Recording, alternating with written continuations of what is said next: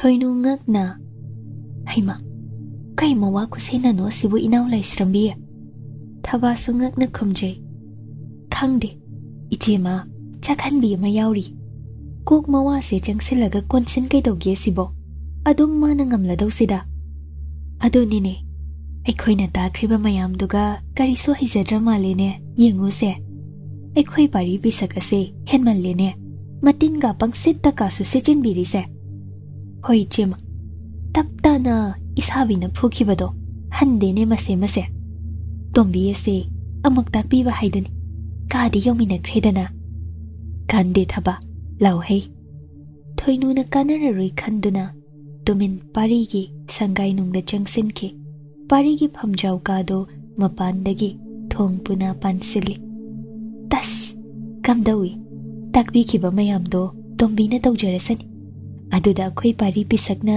keloi da baiwa leite thaba sunokfet aduni chema ado inaugi masada ishabina phuthakibagi hauzik sokriba mayamdudi matuna marai yingzarani ne thaba anido wari sana chatkre parina ka yobada phamungda longna haitharaga laurai nasaktu yeningde aigi mangda nasakto shungut ulakpa yar phina khanjin lei kachinda su lei bayar ina ngasidi hema hoi leibiroi haigum chatki thong yosinki adubu somleptuna leire pari hainadraduna mayadagi iwo kaiwo matin situna hai chalaroidra nang ha hema somlepi inafi machi chingkhat mamai khumjinjai ngahak leiraga changsinki phi ama pai leimaidagi pari gi matildu sengtoi pari na thazade yengduna nana pangbra he khumanjano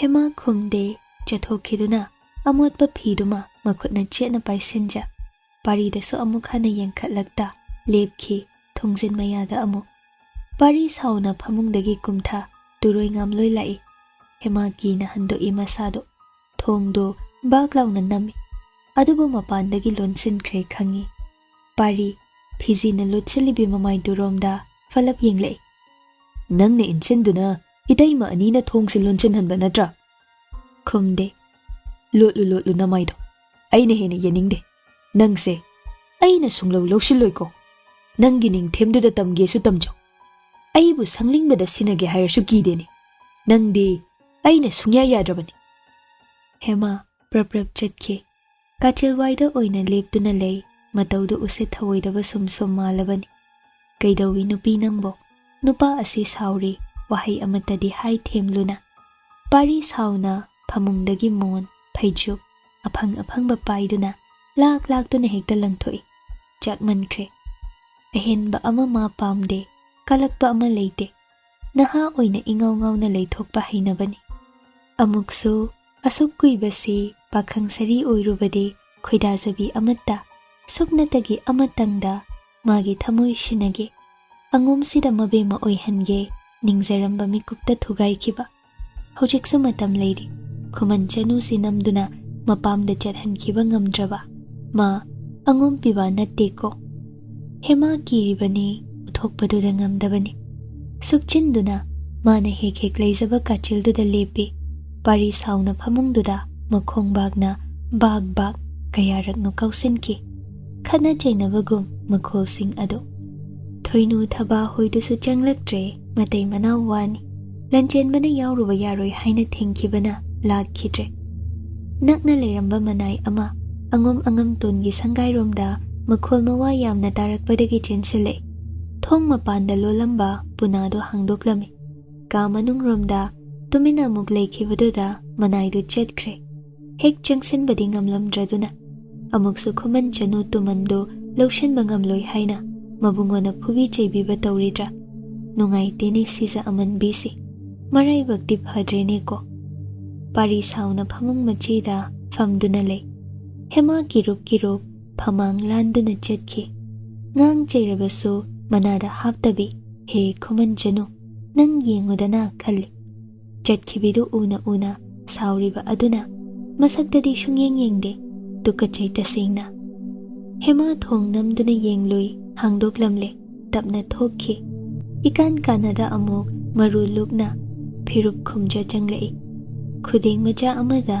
ising sabung higa yainaba phidum ani peruk aphutba mahi khara sabung leiba ki chaphu amada hap maidan achak pa hapa chegai ki chaphu mamai hangbi amani phamangdu da tapna thamjarami soklibadu yengu hairigo aina di yenge yaroidana angom pakhang nangna nangse aina yamna kire matawna hairamba khangkhide pari kaisu haida puraktuna mamangda thamliba potlam singdubo ba kaukhai phrang saugat paridi hema kachil romda chensin leiki pari sauna phamki hanjena magi phamung machida ngaihak tumin leinaruraga hema do kachildudagi kina thokla kaukhai gibagi chairiba potlam singado tapna setnana loisilami puthokhi akai atoido parina sauna thongdo manungdagi puna satlon sele hema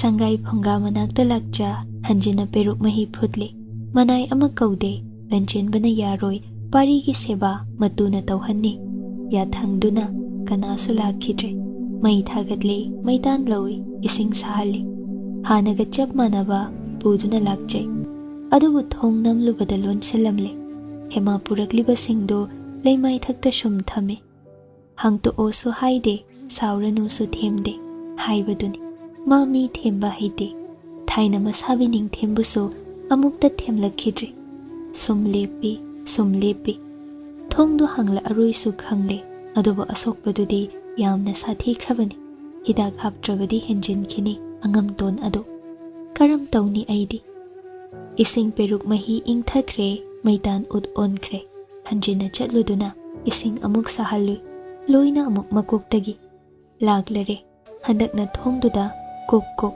ahumlak tapna thingjarui sauna laure napamda chatlucho nangna thokpa leija khone manbe naihak tumin hemana hanjina thongdo kok theluba amukso hanjinna sauna sahum amaga loinana thong adu dong launa hanglakpa hema phirup khum mamaidu pulap nontha handakti lonthoktabi oikhidre sitadi thamjaramge asokpadu henjin khibatari pari thasada ikai khangdabidu de yeng nakhut charoi ai chabino ai yazei nachin ka su yamna khumene nang mangai ri phawriba ha ai se mi oina ubino pangsau saubibadine hakjang du pharoi sana ini soiphade ai ri kaisu leitabini khonjel do meng nungsi pari tana humu khabani hema pari na tumin leikhibaduda tapna jangsin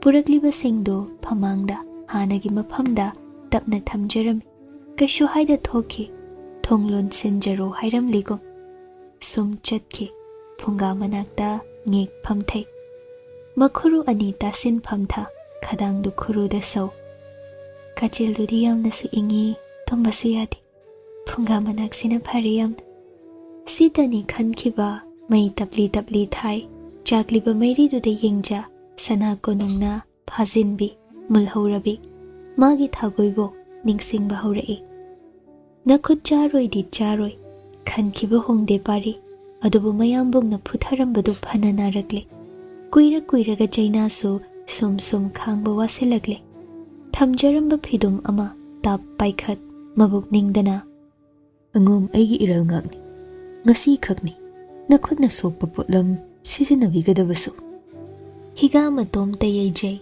amanbido mapamda chatpu chatlamladi phani khan pari momon noklai chegai mathaki maitan achakpaduna masabo kazaudubo lumbu sahaliba peruk mahido khara thai aduga machinban mamai akaibaduda higaye iyang khragumna naramba pumba maitan gi mairi so tapna muthakre pari langthokhiba mon phaizo hemana khungacha phamung machi da tasin thamjarambadu lokhat mon khangna longna hipthaki uithaki asom imam mamki kaubikre siza amanbi ama aying mingsel khangli masom langgini ahing makeup khangthok chak khanglam lamlakpa phuk hogat hangloi lep khiba ka gi porol hangdo gam la ipari Kaino, matay maani si Bong asidi chaka chaw kauredriba.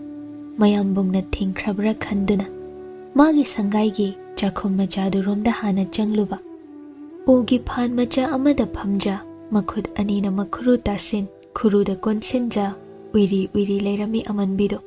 Sida amuk lotlamliba. Napam chatle khaluraga. Iliba inafi setliba phanek tu khagni. Ingkraba ahingduda mafi thonglamdredo angom ningthaugi mamau tondo. Tolabida tolabi maledo.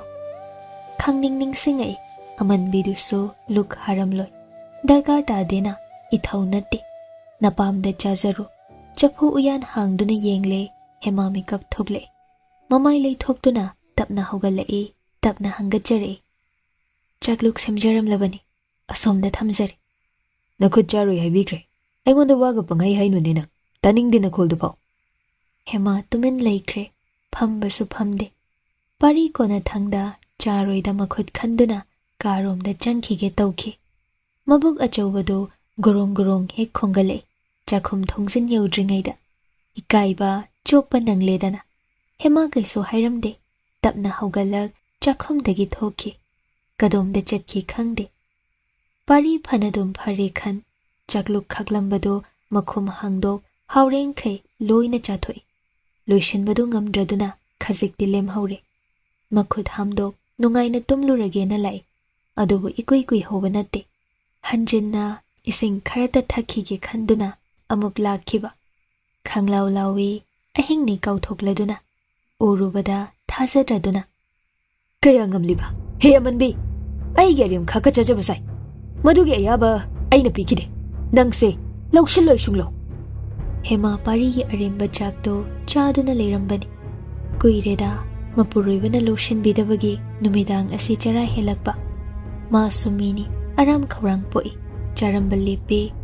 Ahan bagi chakhom dumade puknung yaukre. Lawthokluba yaribra. Chairi khotli do loishili. Pari ising thaktuna chatke. Sokanu.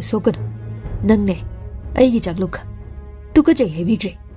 Lamlaga napamda chajaru. Hema khumde. Wahai ama wakatlakte.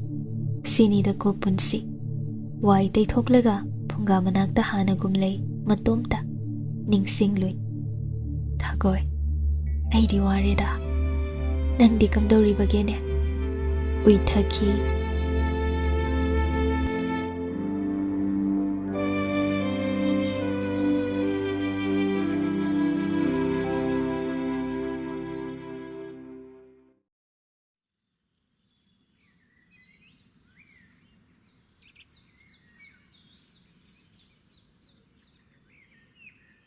Khurai leima khomdonbi ngantana mamau atonbi gi sangai da changlei. Mache thoinu thabana matungda nokhi. Tombi pari pisakti. Ima leima yahauzadri. Ai haudok jarugi. Tumjasanu. Ngarang kamdawi. Sauna bro na khoi ani bo ngarang. Sauna jade ima leima. Inai kharana launaba phunabagi makhol tai haine. Nahoi ani bu khanabrane ngarang bo. Thoidokpa kaisu tawjade ima leima. Chakadi chaminabra ngarang di. Ahoi ima leima. Kaya kuire. Nangna numidang khuding chara heliba. Ngarang di charedana. Inim sunungai tenena tawse. Adubu khangba tai ko khuman chanu. Naya thang ikok thakta hapchare ima leima. Phazana loinau ko. Aduga wama haige. Munna tau tombi. Thakpiyo namauda. Ngasidagi natay nanaw tongan pizarani. Ay khoiga na jem aniga so. Na khoiga punsin ba yaroy. Ay na yare haidripaw. Hema makok nona lay. Khurai leima khomdonbi na makhatay. Pumna magtongal. Ay gipari pisak asigi daidi nang niko. Mabu chara helhandaba. Sida layhandaba nangi daini. Khangla drotombi. Namaw khangzarani ima leima. Khomdonbi mamau anida onsin. Noi kana sune. Tombi gi mating pangba yaroy ko. Luna haibaga ilamdraba. Noi ani napamda khudakta. Khangledana. Khangzari ima leima.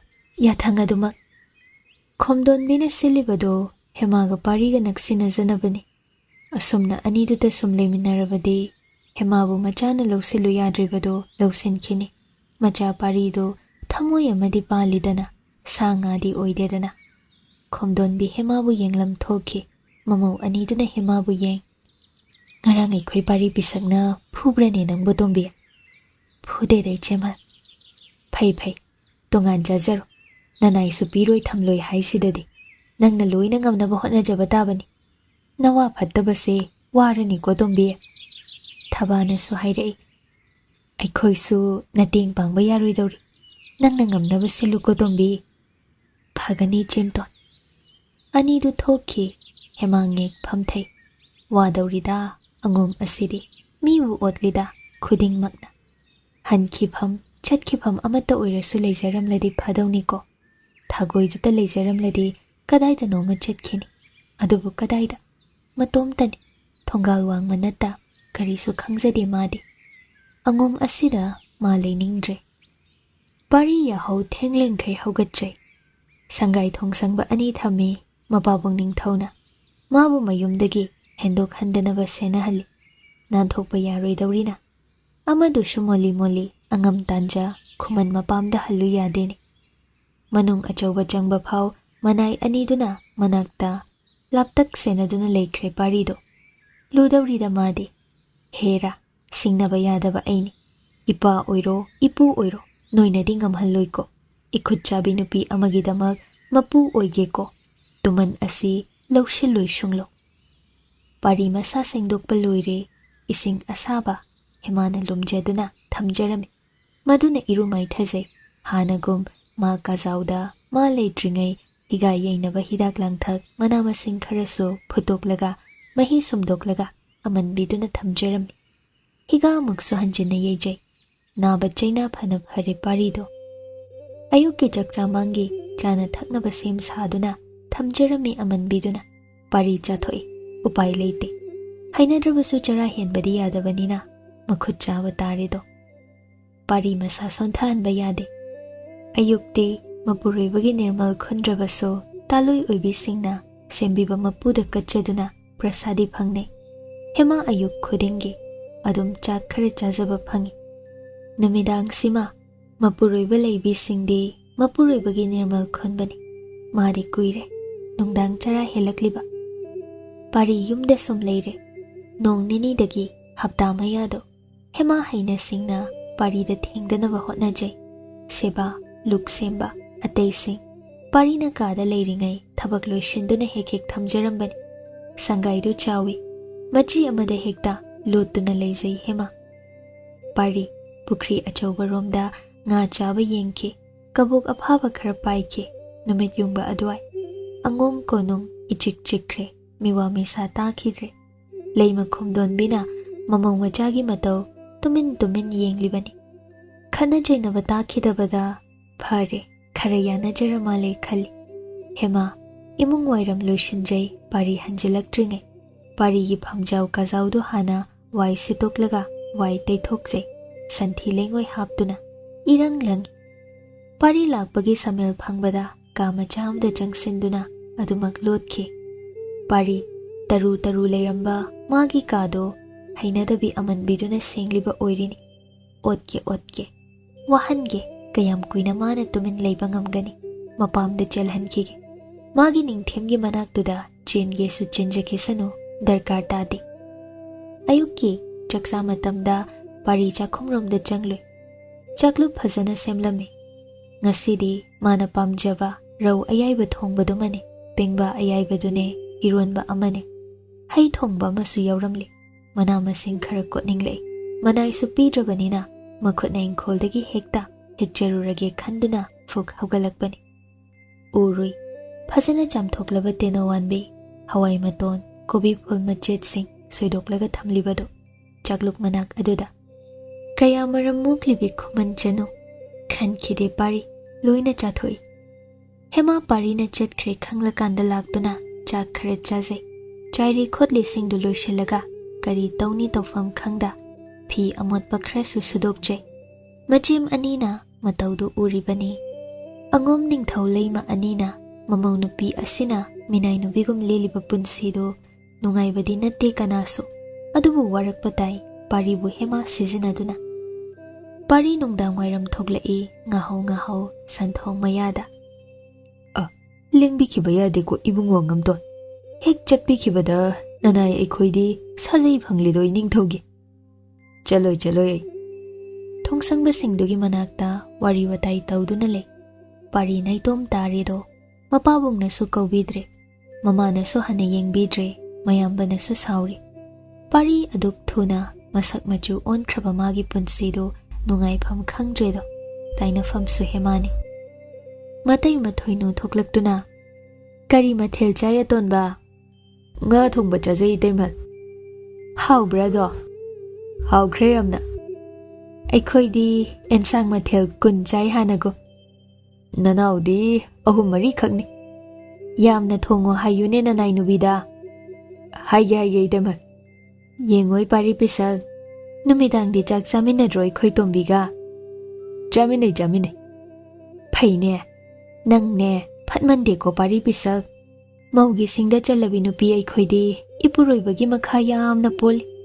Numidang dine ipuroibagi aremba chanaido. Aikhoi tombido chara dum hinduna laklabinine. Hojikti mabuk thana chajabado phare yamna. Pari tumin lei. Ai su nungaitene. Imalei masu saukrena hekta nanai su pibidre. Yumgi kupno mayam siga tombi so handak mayanga kangtrei kangsinkre asuk thuna. Mapam khumana ukhradi macha sana se angomda ongkhibadagi saru polang onkrena warau khenine. Numidang chara hendrabanina phari. Yumgi kupnomda matinga khara pangbiyu ko pari pisak. Pari khumkhide. Mayanga yam kangsile haibako amanbido. Amukta ukhidre mamaido masado. Yengude. Masu utte masak hemada. Mamingdu hema kawe haikibani ningsinglui. Sangai romda lingsilei. Hemado imung romda leiba ukhi. Ma janglei khangbagira. Kamacha amada tumin changkre. Hema hathuna. Pari magi karomda changsinaba sai. Ngahak leiraga hemadu kamachadagi thoklakba ui. Numidang chak thongnaba chakhom romda changkhiba ui. Pari na lona yengbani. Makokta achonba phina adumak kuble. Masaktu mayang kayam kangsile saru polang gumbara yenge khalubani. Ude. Makhud aniduna ising pun achauba ama thangjinduna changlakhibadu amuk uhawi. Ipik piksin khrabagum makhudto hemagi khudang ani laptaktagi uhawado. Kangledana mayang kadi yamna. Numidang chara helam dramabo. Henjasan. Pari numidang chaksa matamda chakhomda lai. Chakluk phazana sem lupagi samuk thakta makhum phazana kupsinja thangatlami. Masana likhuman chanusi. Thongba thakpa suhawi pari na khallu. Chak chare. Lemhange haina khara lemhallami. Kada changsinai thuna lai amuk thongjinda lomduna yenglui. Hemadu matung romdagi ubani. Magi arembasi chabra. Nupidi numidangdi mapuroibagi nirmal phangi haikibani matai mana. Hema chakhide. Loishili kolik tamak pengdokche. Hanagum phunga manaksida sum leibra nangbo. Kuiredana kagi kachilda phau changzafam pibi khidabadi. Thabak loira mali. Phunga manakta tumpakta shin phamkhre amanbido. Makuktagi phizi kupliba khajik nantharak matungda taki. Masam sambuldo pharap tauna ngaksam waida chauna leiriba. Hema makhud anina masabu konsinja. Sumtumin phamlambadagi mangakto khuruda upsin musi chakliba phungagi mairida yengliba mali. Parina ubani khangki. Numidang khuding chara heli boire nangdi. Chaudana kai kaibagi. Nakhud nasaga ipik pikladana nayangbu ikang lamali angom ayi sangai sida leibadagi. Amuk sunok ninglui pari. Mana khanjaruriba wakhal aduda matomta. Mamit anida sangsangna uraklabago. Nong mamagi chakluki aremba nirmal khunjaramba numit adu mana chaiki chawa yaroi. Yathang adu ngakchari boire khuman chanu. Pari sum yengduna lepi thongjin mayada. Inglam gadra nupido. Phungagi mairi siso sum muthakre. Phazana pham tharaga tumba su yaidana. Phamlagata sum leiriba asi phamduna tumba yabrani. Adum leibada sor chawna hondoki pari. Hema mi leire khangla male. Makok phizina sat kupsinki taha mataudo. Pari wa amadi hainingi. Phaizub ama lawzaru law aigi nakta kagi kachilduda sum leizagera. Phamung ama hayeng pusinbige. Chak khara chawdana. Khuman chanu nangbu yamna warabra angum sida haina. Hema pari do phungada mai yaining lama le khan khraduna mairi mutluraba phungagi maido amuk nauna hogatlami. Makok pulap nontha machilna phu kamlami singya anauba sing insinduna. Brang chakle mairi so. Haugalakaiso hairamda yaija hauro maise hairigom. Thongjil romda mamai nontha parina leblido thaiduna sum chatki. Mapalomdadi thokte kadomda chatkani mabo ahingsida. Mana hek lochaba kadu romda changki thongdu tapna ngasinki. Ihang bakani adumadi. Sizinada thambani parina. Pari phunga manaktuda su changde. Magi kada su changde. Phana makuire. Laptak leiriba ka machadu romda sum yengliba.